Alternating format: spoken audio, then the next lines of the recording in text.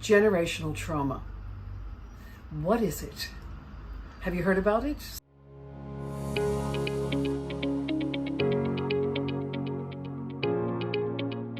Some people have heard about it, some people haven't. They might have heard of legacy trauma or generational trauma. Instead of explaining it to you, I'm going to demonstrate what it looks like. So you can see this chain link necklace I have on. Now imagine each one of these links was a generation. Your parents, your grandparents, your great-grandparents, and so on and so on. And what happens is they link together. So imagine this is my grandparents, and then this is my parents' generation, and then this is my generation. What my grandparents and the people beyond them have experienced is still within them, unless they have received some help, counseling, therapy, whatever, which is certainly not the case in my family. And what they do is they come into relationship with us with everything that they have experienced, especially the traumas. So, for example, my parents were children during the Second World War, and they saw a lot of trauma. My grandparents were involved in the Second World War, and my great-grandparents were involved in the First World War. So we call it PTSD. They used to call it shell shock and things like that, years ago. And this is how people respond to trauma. So, a soldier might have been shell shocked. A citizen might have been shell shocked because there was a bombing, or they experienced a mass killing of people in wartime, or other families, there might have been concentration camp, internment, things like that. So I really see this when I work with clients. They hand down unconsciously, unwittingly, involuntarily, they hand down their unresolved trauma. And why is this important? Because so many of us walk around wondering why we react to certain things in a certain way. Why does that activate me? Why does that trigger me? I don't understand it. And I'm hoping that this short video will help you to understand what generational trauma is. So I mentioned my parents already, and I like to use myself as an example because I think that's safer and easier because I know the subject so well. So both of my parents were children of the Second World War, and they both, for different reasons, needed to leave school very early on, go out and get jobs and look after their family. So my mother was the only female sibling. The others were boys. She was tasked with looking after my grandmother and cooking, cleaning, running the house. Her father was out working. He traveled a lot with work. So it really fell on her shoulders. And within that, she became what some of you may have heard me call a parentified child. Now, this is not my term. This is a term that describes a child that takes on a lot of responsibility before their years, as if they are the parent of the family or the adult in the family. And that was certainly my mother. And she carried a lot of stress because the biggest killer of humans and the biggest cause for any illness is stress. So my grandparents were stressed, my mother was stressed, and then the stress was within our family. But I just want to back up to my mother for a moment because I really want you to understand this.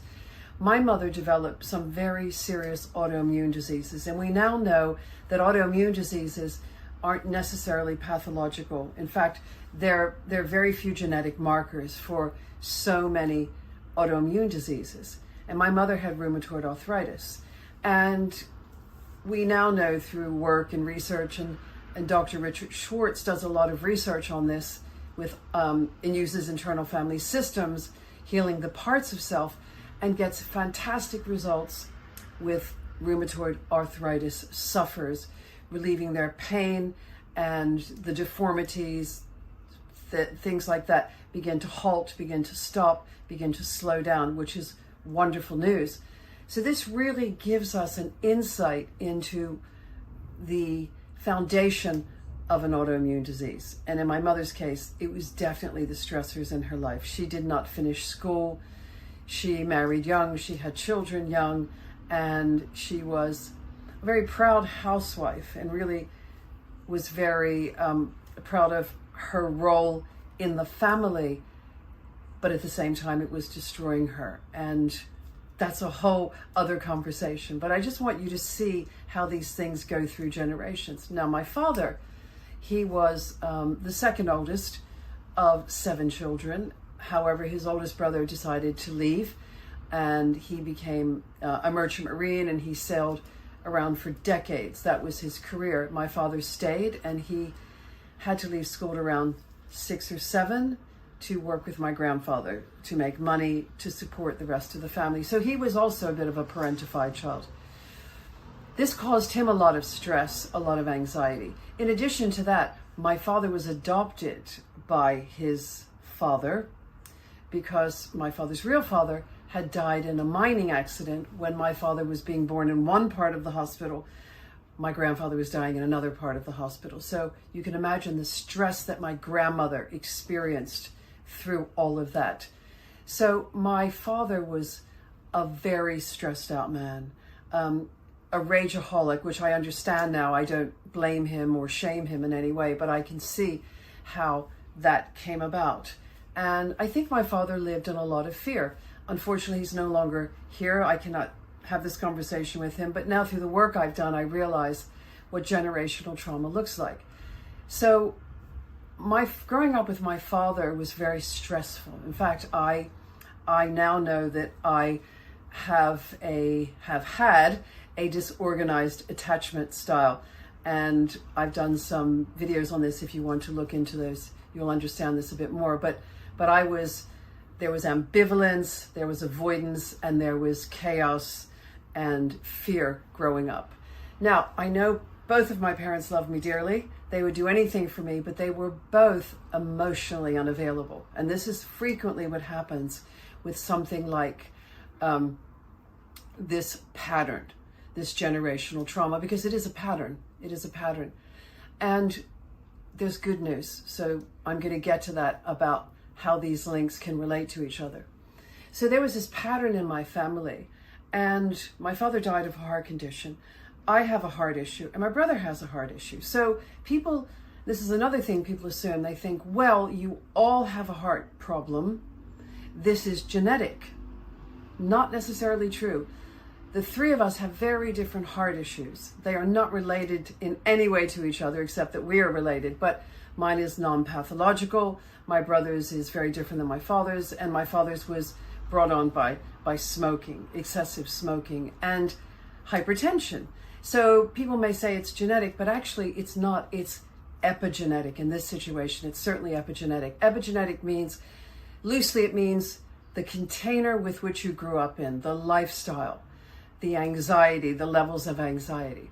So what happens is we grow up in a family and we normalize the behavior, as dysfunctional as it may be. We normalize it because it's, let's say for the first 5 or so years of our lives, is pretty much all we see. We might spend some time with relatives if we're lucky, but most of it it's spent in this container that is our family. And it becomes normalized, the behavior, and it becomes familiar. And in that word familiar, you're probably hearing a word that sounds familiar, which is familial, meaning of the family, right? And that means that we learned all of these behaviors within the family. Now, I'm not blaming anybody in this because my parents did not know what they were struggling with. And their grandparents didn't get up one morning and say, I'm going to ruin my children's life by turning them into parentified children and they're going to look after me. No, there were health issues and financial issues, socioeconomic issues that really impacted on the family. So they had to do what they had to do to keep the family going. So this was no one's plan. And this was no one's choice. But what happened is that became familiar. So stress in my family, and now I can track it back. I can track it back to my great grandparents.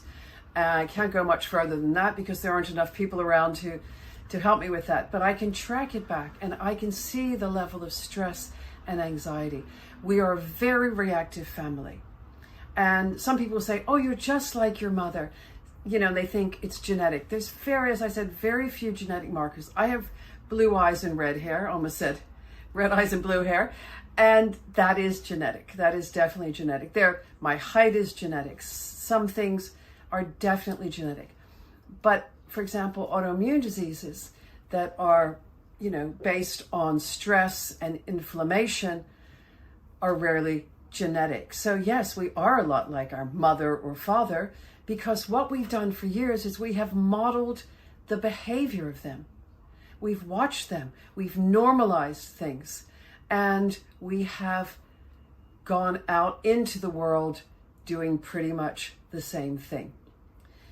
So I always like to give you tips and ideas of what you can do to change this, because what I want you to do is I want you to consider breaking the link.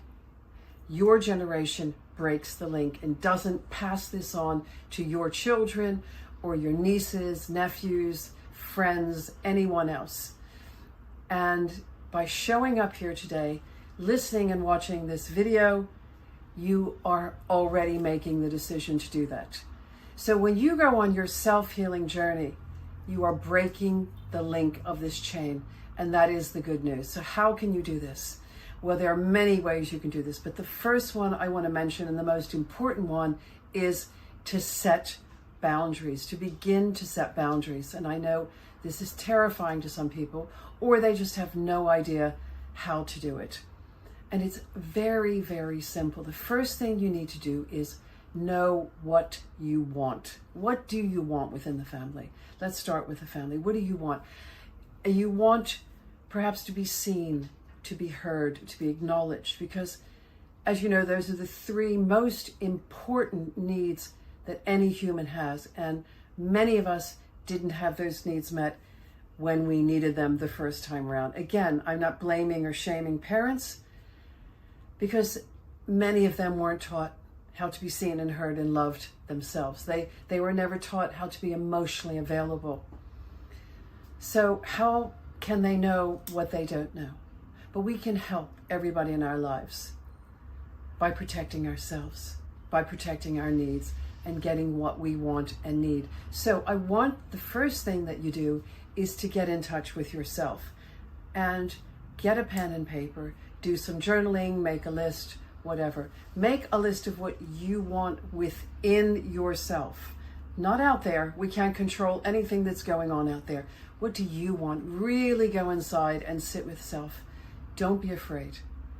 And if it helps to visualize an image of yourself that makes you feel very safe and content and calm, then please do that. And I always suggest to clients, get a picture, put it on your phone, put it in a frame, sit it in front of you. Have a picture of yourself that you really resonate with in a positive way. And what did she want? Because this goes back to childhood. I can promise you that. This is childhood developmental trauma. And it can be very covert, and you may think you've had the most amazing childhood, and I hope you did, and I'm sure many of you did. But even the childhoods that look great, mine did, there was very little emotional availability. And that really affected me, which took me on my self-healing journey. So know what you want. Go inside, connect with those younger parts of self to find out what they needed the first time around. And that's a really good start if you don't know how to get started. The second thing is to begin to create some boundaries, really small steps, okay? Not big dramatic things. We don't want to break up the family or break up relationships, but just very small things. And please remember this, when you set a boundary, like for example, when you say, no, I'm sorry, I can't come to that event. Maybe a family member or a friend has invited you, you can't come to that event. You do not need to apologize or explain. Okay? They may ask you and say, it's just not possible for me at this time. However, I'm happy to see you, and give them an alternative. I call that a substitute boundary, where you substitute one thing for the other, by creating hope and possibility, and mean it, absolutely mean it, but be able to say genuinely that I can't see you now. I could perhaps do that in 2 weeks, or I'll meet you in 2 weeks, or whatever. So you want to keep it really small. You do not need to apologize or explain, because as soon as you start doing too much of that, they can begin to find holes in things. Like, well, I remember once before you said that heights didn't bother you or crowds didn't bother you, and now you're using that as an excuse. So you don't want to go there. And this is the most important part of setting boundaries that I really, really want you to know before we finish. And that is that not everybody will like your boundaries. In fact, most people won't like your boundaries because it's change, and people don't like change. It's destabilizing for them. So prepare yourself. Prepare yourself for resistance. Prepare yourself for pushback. It's all part of the process, and it's very, very normal. So don't be afraid of that. Don't change your mind just because you get a little pushback. It's like training a puppy. You just have to keep doing it over and over again until they hear you and they see you and they acknowledge you. The last thing I'm going to say about generational trauma is this: it's never too late to apologize. So when I was on my self-healing journey and I was right in the middle of it, and I noticed how I had been relating to my children, and I looked back my years as a parent with them, and I realized that there were some things that I wish I hadn't done, I wish I hadn't said, I wish I could change, and I couldn't. But what I could do is I could apologize to them, and that's what I did. I sat down with them individually, and I had a very gentle conversation about realizing that all of these links in the chain and how they affected me, and I apologized to them. And it was just the most incredible experience because they were so insightful, and they actually taught me some things about our relationship. And their perception of our relationship was quite different than what I saw. And that really helped me because it wasn't nearly as bad as I thought it was in my mind. So it's never too late to apologize. Thank you very much for showing up today and watching this video. I hope you've gained something from it. Stay safe, and I look forward to seeing you soon.